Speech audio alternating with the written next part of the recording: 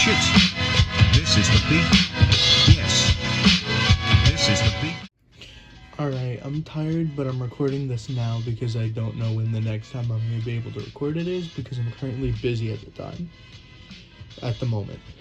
Today, February 1st, 2025, I beat El Dorado in the fastest that an insane demon has taken me to beat it, technically.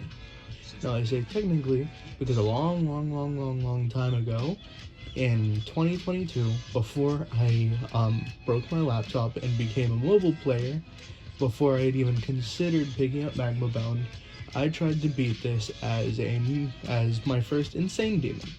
To no avail. I got, I believe, 38 and dropped the level and picked it up almost immediately after beating Elysian Aegis, meaning it took me around about a week to beat, a little less, I believe. And so yeah, that's the reason that I have the attempt count that says otherwise, and I just kind of want to talk about it because the level is formed possibly my worst opinion in the game. I just kind of want to talk about it. So when I first started El Dorado, I was like, this level is low-key harder than my current second hardest, Arcane. And that was while I was learning it. And I kept learning it. I low-key kind of over-practiced the ship and cube because I was scared of them.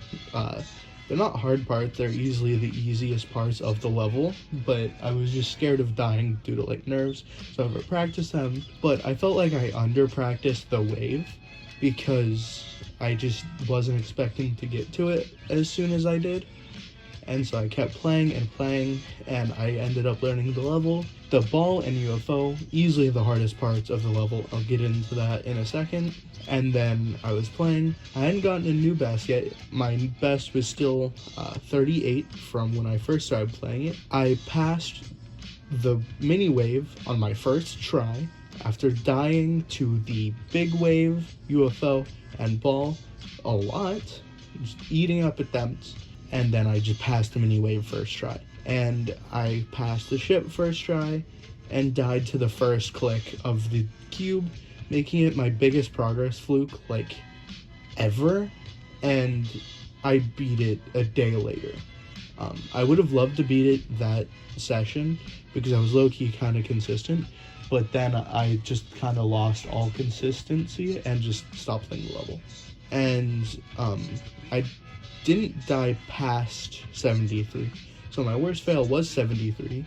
That also means this is the best luck I've ever gotten on a level that's hard for me at the time, and genuinely getting that 73% kind of lowered the level a lot in my opinion. And I'll share the details of that after I talk about the level itself. So again, as I mentioned, the ball and UFO, easily the two hardest parts.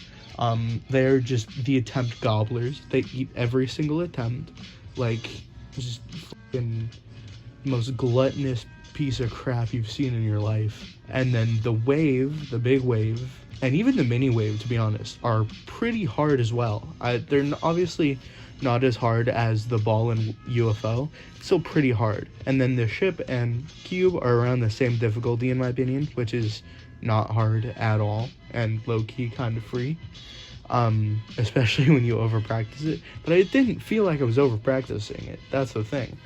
And with the ball, it's a few hard timings, but they got pretty consistent after a while. And then the UFO was not hard, but it was really inconsistent. So it and the ball were just like complete opposites. And then the wave is just like the most consistent part of the level while also being like pretty difficult. And so after fluking 73, I really just didn't have a hard time with the level at all. And I was thinking about it after I beat the level. And I went back and I did a practice run of Future Funk multiple times. And I went back and did practice runs of El Dorado a few times. And then I realized, I think that Future Funk is an insane demon. I've always thought this. But I think that El Dorado, in my opinion, is a hard demon. Meaning that, in my opinion, Future Funk by Jonathan GD is a harder level than El Dorado by LmAnubas, and that is insane. And probably, honest to God, my worst opinion in the game. But I'm sticking to it. I genuinely think that El Dorado is harder than Future Funk. I would also like to mention real quick that I beat the level at like 12 in the morning. I've been sitting on this opinion all day. I've been letting it ruminate. This isn't just like an instinctive thing. It's been hours since I beat the level.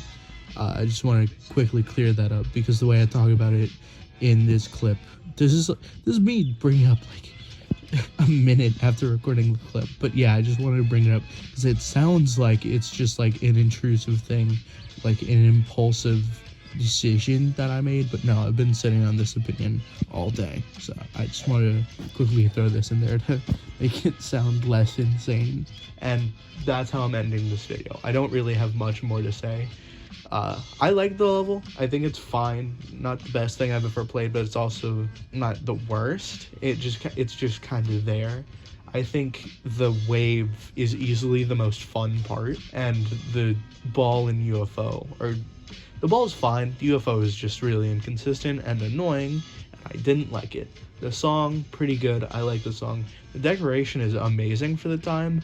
I love the aesthetic and the feel of it. I think LmAnubas did a great job of theming. It's the best theming that I've seen in a level for the time. And I just love the claustrophobic feel of the like jungle that is presented in the level. And I think it's like executed really well.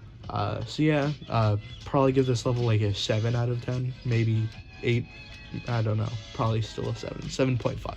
We'll give it a 7.5 out of 10.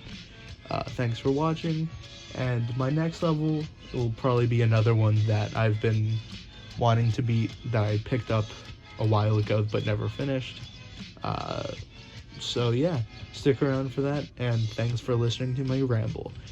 I'm gonna go back to listening to the new Femtanol song and waiting for the album to drop. Bye!